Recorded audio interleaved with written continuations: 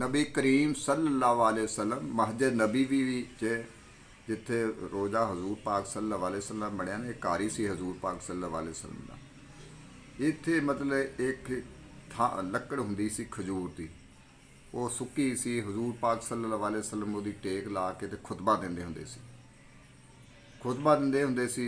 कुछ देर गुजर गई, एक साहबी उठ्या, उन्हें कहा या रसूलुल्लाह सल्लल्लाहु अलैहि वसल्लम मैं लकड़ का मिंबर ना बना लिया वहाँ। आपने क्या बना लिया। कोई कोई 4 दिन लगे, उन्हें मिंबर बना लिया, बना के ते नबी करीम सल्लल्लाहु अलैहि वसल्लम उत्ते बह के खुतबा देन लगे ते कुरान पाक की तलावत करते पे हैं। सहाबा कराम भी बैठे हैं ते जिहड़ा वो लकड़ का जिहड़ा हैगा सी थंम, वो कुछ देर दूर सी, कोई 15-20 फुट ते वो रोन लग पिया, उहदियां ढाइयां मारदा रोन लग पिया। तो नबी करीम सल्लल्लाहु अलैहि वसल्लम ने खुतबा रोक के ते वो जिहड़ा लकड़ का थंम सी उहदे कोल गए तो वो रोंदा ढाइयां मार मार के। उन्हें कहा या रसूलुल्लाह सल्लल्लाहु अलैहि वसल्लम अगे तो लाड़ ला के खुतबा दिंदे सी ते अज मैनू जुदा कर दिता है। आपने क्या या रसूलुल्लाह सल्लल्लाहु अलैहि वसल्लम ने फरमाया लकड़ दे थंम तू की चाहुंदा। कहना तेनू मैं मतलब सीना लाया, रसूल पाक सल्लल्लाहु अलैहि वसल्लम ने उन्होंने चुम के उन मतलब जिहड़ा लगा उहदे प्यार किया ते ला के अगे तो पिछा किया ते अगे सी ते बहिंदे हुंदे सी ना, तो हुण सीने नाल लग के तो उन्होंने कहा भी तू दस हरा भरा जे कहना तो मैं क्यामत तक हरा भरा कर देना। क्यामत तक लोग खजूरा खाणगे मुसलमान आण के इत्थे। जे तो कहना तो तू जन्नत च जाना तो जन्नत चल जा, जिहड़ी तेरा दिल करदा। तो आपने क्या जी जम जिहड़ा हजरत आप दे दादा परदादा हजरत अस्माइल इस्लाम दी अड्डियां लगियां ते आबे जम दा खूह पैदा हो गया ते पूरी दुनिया मुसलमान जिहड़ा खूह दा पानी पींदियां आबे जम हैं। तो खजूर जिहड़ी है इहदी भी पूरी दुनिया ते खजूरां हो जानियां सी, लेकिन उन्हें कहा जी मैनू जन्नत दे दो। वो लकड़ दे थंम ने कहा मैनू जन्नत दे दो। आपने कट के तो उन्होंने आप जिथे आ हजूर पाक सल्लल्लाहु अलैहि वसल्लम का मिंबर आना उत्थे थले दफन कर दिता। हजे क्यामत वो थले उन्हें कहा या नबी करीम सल्लल्लाहु अलैहि वसल्लम फरमाया तो क्यामत वाले दिन की जिहड़ी जन्नत आ वो तो हदार रह गई ना। तो ये भी जन्नत की क्यारी है, जन्नत नालों भी अफजल जगह देती तेनों।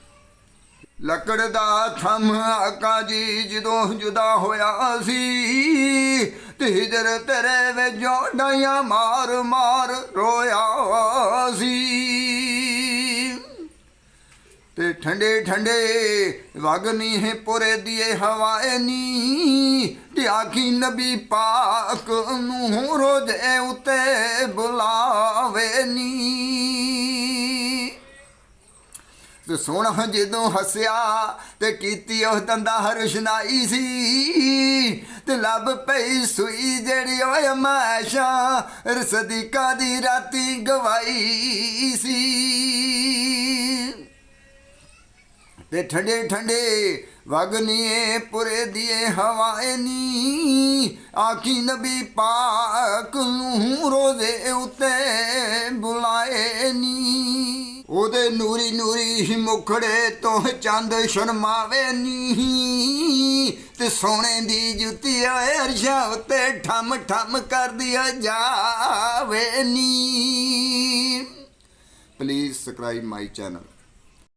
मुस्तफा जाने रहमत पे लाखों सलाम शमाए बज़ में आदायत पे लाखों सलाम शमाए बज़ में जिनको बैठे बैठाए सता आगे आ जिनको धोखे से कूफे बोला आगे आओ जिनके बच्चों को प्यास से तड़पा आगे आओ जिनकी गर्दन पे खंजर चेला आगे आ।